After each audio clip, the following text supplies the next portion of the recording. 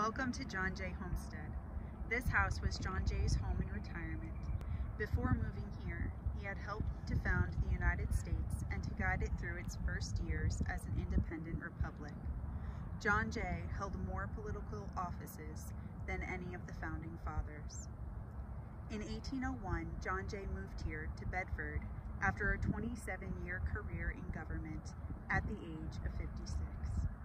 The house is interpreted to the 1820s when 3 generations of the family were living here. This room is the front parlor. It was the more formal of 2 parlors in the house, used for entertaining guests and celebrating important occasions. The large portrait of John Jay in his judge's robes is a copy of Gilbert Stuart's portrait of Jay as Chief Justice. The original is at the National Gallery of Art in Washington, D.C. John Jay was born in 1745, the 8th of 10 children. The man in the picture here is his father, Peter Jay, who was a prominent merchant and who retired to a farm in Rye where John grew up. John's mother was Mary Van Cortlandt Jay, whose father, Jacobus Van Cortlandt, was a major landowner and the earlier owner of most of the land here. Sarah and John had 6 children, 2 sons, a daughter who died in infancy, and 3 daughters who lived to adulthood. This young man is the older son, Peter Augustus. He became a prominent lawyer, a president of the New York Historical Society, and the inheritor of the farm at Rye where his father grew up. This portrait is of the Jays' younger son, William. William helped his father operate the farm and served as a judge at Bedford Courthouse for many years. He inherited the property at Bedford after his father's death. Most Americans didn't have dining rooms in 1801 when Jay moved here.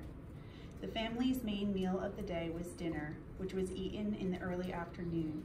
Later, nearer bedtime, they would eat a light supper. The table and chairs are part of the original set. Sarah became a renowned hostess in the late 1780s when John was Secretary for Foreign Affairs and New York City was the nation's capital. The Jays had to do John's diplomatic entertaining at home since there were no government rooms yet for those events.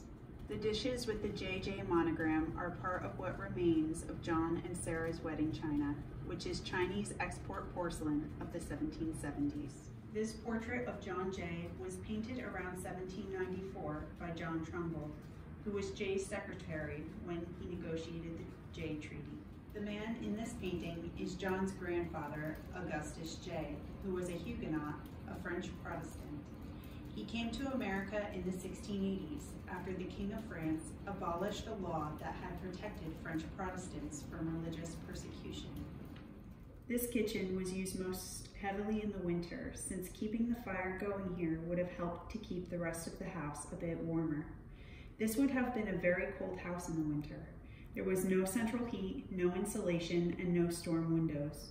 Most of the heat of the fireplaces went up the chimneys. Cooking on an open hearth was hot, strenuous work.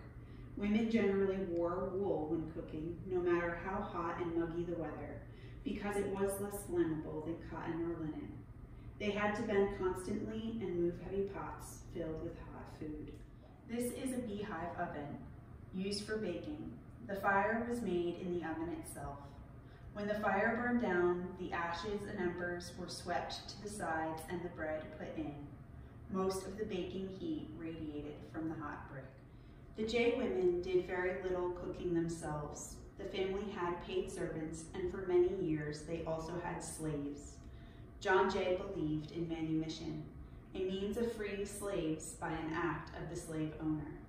Census records indicate that at least 1 slave lived here as late as 1817. This is John Jay's barrister bookcase. It is designed for traveling lawyers to use for carrying their law books.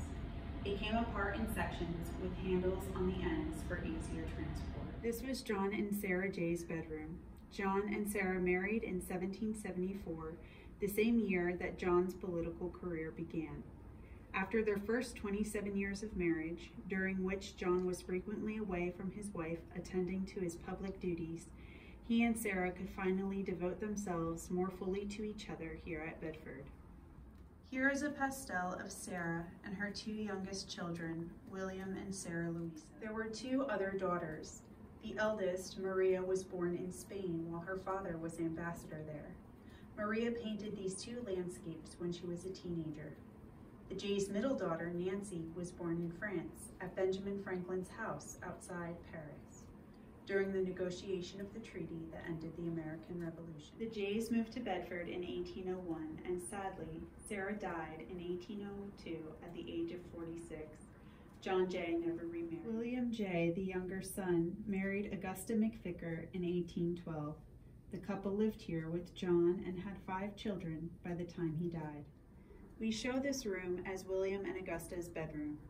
A lawyer and judge like his father, William achieved his greatest distinction as one of America's leading abolitionists. He wrote books and essays decrying slavery, many on religious grounds, and became so important to the movement that after his death, he was eulogized by Frederick Douglass.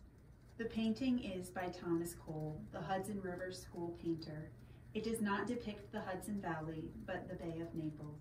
We show this room as though it was Augusta's sitting room, where she could read, write letters, sew and knit, and watch her children. It adjoins her and William's bedroom. We show this room as though it was the bedroom of John Jay's daughter, Nancy. When Sarah Jay died in 1802, her daughter Nancy was the oldest unmarried daughter, and Nancy took over her mother's role as female head of the household, supervising the staff and obtaining provision. Nancy had interests in seashells and gardening. Like all the Jays of these early generations, she was deeply religious. The Jays gathered together for prayers every morning and evening, and Nancy read many religious books.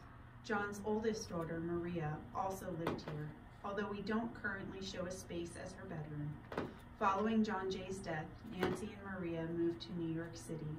They traveled extensively and were dedicated to numerous charitable causes. This is John Jay's office, his place to conduct the business of his farm, read, write letters, and study the Bible, which he did avidly. He served for several years in the 1820s as president of the American Bible Society. The desk was John Jay's from the time he was Chief Justice, although we don't know if he used it in an official capacity. Above the fireplace is the family's copy of Benjamin West's The American Peace Commissioners, the preliminary Articles of Agreement signed in 1782. This agreement established essential terms for the 1783 Treaty of Paris, which ended the Revolutionary War. John Jay stands at the far left, followed by John Adams, Benjamin Franklin, Henry Lawrence, and William Temple Franklin, Franklin's grandson, who acted as secretary for the American Commissioners. Missing from the painting are the British Peace Commissioners. This room also contains a bust of John Paul Jones by Jean-Antoine Houdon. It was one of 16 plaster copies of the 1780 original marble bust. Jones presented these casts to friends, including Washington, Jefferson, Franklin, and Jay. The original marble bust is at the U.S. Naval Academy in Annapolis, Maryland. In Jay's time, none of these bookcases were here. Later generations turned this room into a library. When he was 78, Jay apparently had a stroke that left him unable to climb stairs, and a bedroom was made for him on this floor, adjoining his office. John Jay died on May 17, 1829, at the age of 83. This room is the main feature of a large addition to the house that was constructed between 1924 to 1926. The family called it the Big Room. They used it as a living room, and today we use it for lectures and other special events. The walls are hung with portraits of family members who lived here. The one of John Jay over the fireplace is an old copy of Gilbert Stuart's portrait of Jay.